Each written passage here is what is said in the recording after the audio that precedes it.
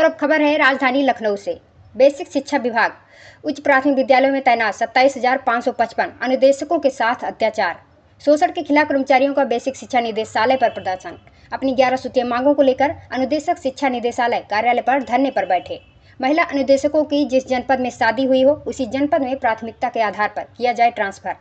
नियमितीकरण होने तक तत्काल प्रभाव से 12 माह के लिए समान कार्य समान वेतन की व्यवस्था लागू की जाए। अनुदेशकों ने मांग की भविष्य में आकस्मिक आवश्यकताओं को ध्यान में रखते हुए सामाजिक एवं आर्थिक सुरक्षा की गारंटी दिया जाए।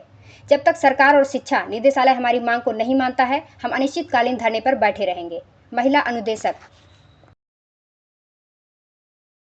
क्या मांगे हैं आप लोगों की आज शिक्षा निदेशालय पे आप लोग धरने पर बैठे हैं? हम लोग की बहुत सारी समस्या है, जिसके मूल समस्या सभी समस्याओं का एक ही निदान है। हम लोग नियमितीकरण की मांग कर रहे हैं कि हम लोग अनुदेशक पद पर ही हम लोग को अनुदेशक के योग्यता को जो है उसकी पूर्ण मानक को हम लोग पूर्ण करते हैं। शिक्षक की योग्यता को पूर्ण करते हुए भी हम लोग अनुदेशक पद पर है। उच्च प्राथमिक विद्यालय में 2013 से हम लोग अपने पद पर ही हम लोग को स्थायी कर दिया जाए और जब तक स्थायीकरण की प्रक्रिया पूर्ण नहीं होती तब तक समान काम से समान वेतन दिया जाए। क्योंकि हम लोग का मानदेय पूर्णकालिक काम करते हुए भी हम लोग का जो मानदेय है मात्र 9,000 है, जिसके कारण हमारे अनुदेशक मानसिक, शारीरिक, आर्थिक और सामाजिक प्रताड़ना के शिकार हो रहे हैं। आज सबसे बड़ी विकट समस्या है महिलाओं के साथ, जो 2013 से कुंवारी थी, शादी होने के बाद उनका गृह जनपद बदल गया है, उनका सरनेम बदल गया है, लेकिन उनको अंतर जनपदीय ट्रांसफर नहीं मिल रहा है। यह कहकर कि इनके जियो में नहीं है, जबकि राज्य गवर्नमेंट स्वतंत्र है मानवता के अधिकार के अनुसार, समता के अधिकार के अनुसार, कि ये हम लोग को कोई वित्तीय बाहर नहीं आना है अंतर जनपदीय करने में। अनुदेशक को अनुदेशक के गृह जनपद में पहुंचा दिया जाए, अनुदेशिका को जहां उनका ससुराल है, वरना उनका परिवार टूटने पर लगा हुआ है, उनका आत्मसम्मान दांव पर लगा है। जो मैं 10 साल से इन्होंने अपने जीवन का दे चुके हैं इस विभाग को, आज उनको नौकरी छोड़ने पर विवश है। पारिवारिक स्थिति ऐसी नहीं है कि इस नौकरी को छोड़ने के बाद वो पति पर भरण पोषण कर ले, क्योंकि भूखमरी की कगार पर 9,000 में इनका परिवार भी नहीं चल रहा है, फिर भी ये करने पर मजबूर है। एक दिन की छुट्टी ले रही है तो 300 की जो मानदेय है वो कट जाते हैं।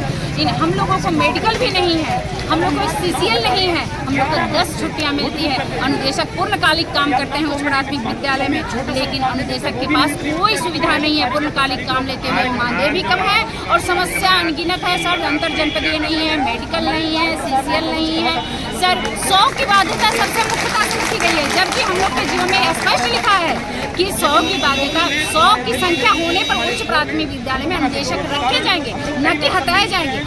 जबकि जैसे 99 संख्या होती है उसका वजह बताया जाता है अनुदेशक, शिक्षक नहीं, अनुदेशक को बता के उनका ट्रांसफर उसी जनपद में 90 किलोमीटर 120 किलोमीटर कर दिया जाएगा। एक लखीमपुर जनपद है जो 160 किलोमीटर तक है, उत्तर प्रदेश का सबसे बड़ा जनपद। यदि उनका 99 संख्या होता है तो उसको सरप्लस में डाल के उसकी नियुक्ति 70 किलोमीटर। आप बताइए कि 9,000 के मानदेय में 70 किलोमीटर 120 किलोमीटर क्या कोई जाकर शैक्षणिक किस तरह से दे रहा है? वो कहीं आज मानदेय जो है टाइम से हम लोग को नहीं मिलता। जो भी 9,000 की मजदूरी भी टाइम से नहीं मिलता है, जून का वेतन नहीं मिलता है। जब अपनी लाभ की बात हुई तो इन्होंने जियो में संशोधन कर लिया और 15 दिन का जून में सैलरी देने लगे, मानदेय देने लगे। 15 दिन जनवरी में। क्या 15 दिन हम लोग बीमार नहीं पड़ते कि खाते नहीं है, जिससे लगातार आप काम ले रहे हैं? अनुदेशक BLO की ड्यूटी करते हैं, सब सर्वे करवा ले, BLO की ड्यूटी करते हैं, इसी निदेशालय से जाते हैं, हर योजना में अनुदेशक को शामिल करते हैं। अनुदेशक इसी 9,000 में